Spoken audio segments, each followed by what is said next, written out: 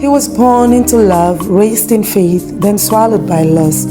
From a mansion to mat, from his mother's prayers to a predator's grip. David Essien's journey will break you, then heal you.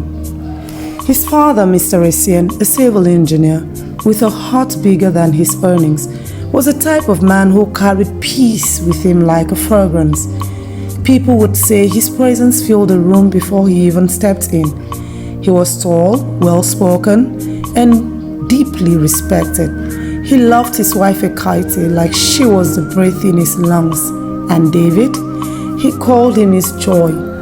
Everything David knew about love, protection, and strength, he learned from the way Mr. Essien looked at them. His mother was a fervent prayer warrior, the kind who could turn a whisper into warfare. Their house might not have been the biggest, but love made it feel like a palace. Mr. Essien was everything David aspired to be: disciplined, gentle, and devoted. He would drive his son to school, squeeze his hand when he was nervous, and never missed a single PTA meeting. He made promises he kept, even if it meant denying himself. He taught David to believe in hard work and, more importantly, in kindness. He wasn't just a father, he was a fortress. But life happened. Mr. Essien died in a tragic road accident. A trailer failed its brakes at Warimba Junction and ran into his car. The news came in a shock. Ekaite didn't scream. She just sank to her knees, her wrapper loosening, lips moving silently. That moment shattered their world. Bills began to pile up, the sympathy thinned, and the so-called friends who used to flock to their table vanished.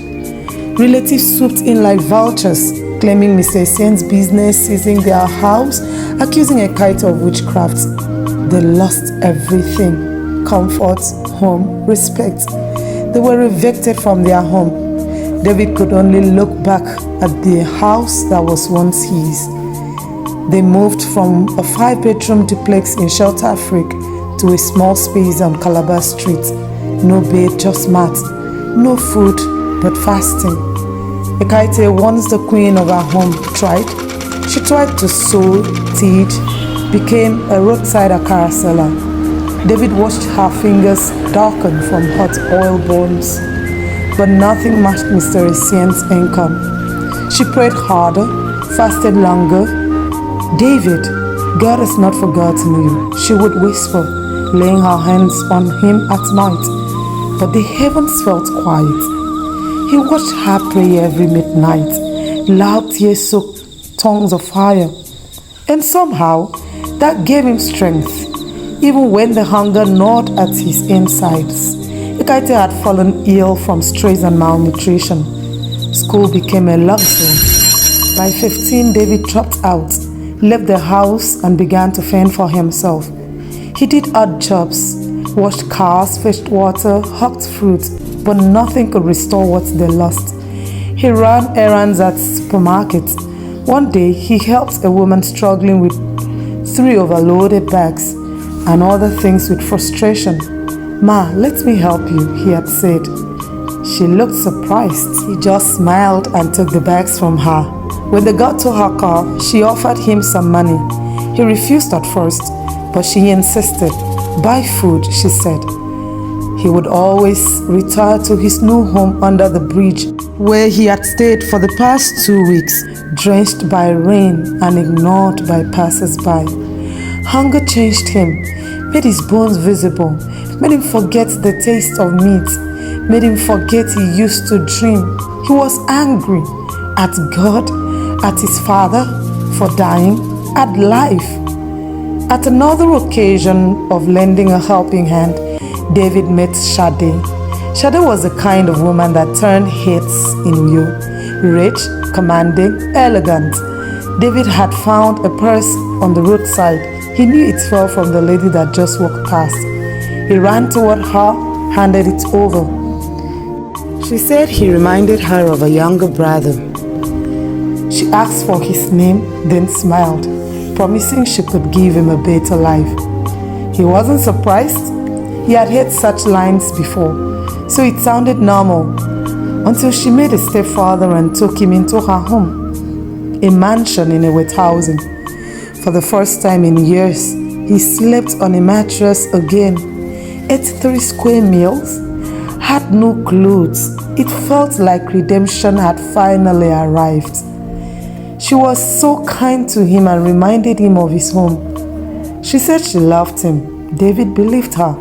It became fun. He got used to the luxury and totally forgot his mom and God. He felt he owed her everything. Little did he know it was a cage dressed as a palace. She began making demands. He cleaned, cooked, massaged her feet, and she used him to run errands, to do dirty jobs, to entertain her guests like a prized orphan. The touching, the manipulation. "I saved you," he'd say, voice like velvet laced with venom. "Your body is the least you can give." David died slowly in that house. He wore the best clothes, but his soul was naked. Then the horror began. One night, he stumbled into her room without knocking. Candles were lit in a circle. She sat in the middle, eyes rolled back, speaking in a tongue that made his ears bleed. He ran. Then he tried to escape twice. She caught him, beat him until he couldn't stand. "You leave because I allow it," she whispered, voice cold as stone. "The day you leave, your soul goes with me." One day, he overheard her discussing him like a product. She had planned to sell him, body and soul. He prepared to run again for the last time. As he prepared, he heard a strange knock at the gate. 3 knocks, then silence. He opened the gate and found no one, but a small envelope sat on the floor.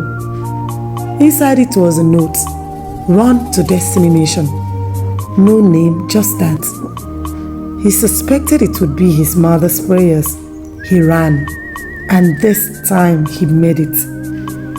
He didn't know how to locate the church, but he ran to the nearby church, which happened to be Destiny Mission. Maybe his mother's prayer still guided him, who knows. That church took him in, gave him a new name, a job, a chance to study. Fast forward to today. David Essien is a renowned business consultant. He runs shelters for abused boys. He tells them, "I know what hell looks like. I slept in it." The first door that opened almost became his grave, but God opened another one without adversaries. And for Sade, he saw her a year ago, broken, homeless, rummaging through trash in front of his office. He offered her food. She didn't recognize him. She looked at him with hollow eyes. His mother didn't live to see who he became, but her prayers did. Her faith chased demons off his back.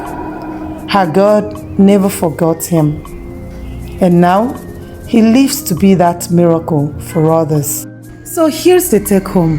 Even if the world forgets your name, heaven writes it when your mother prays. Thank you for watching till the end. If this story touched you, don't forget to subscribe and turn on your notification. Thank you.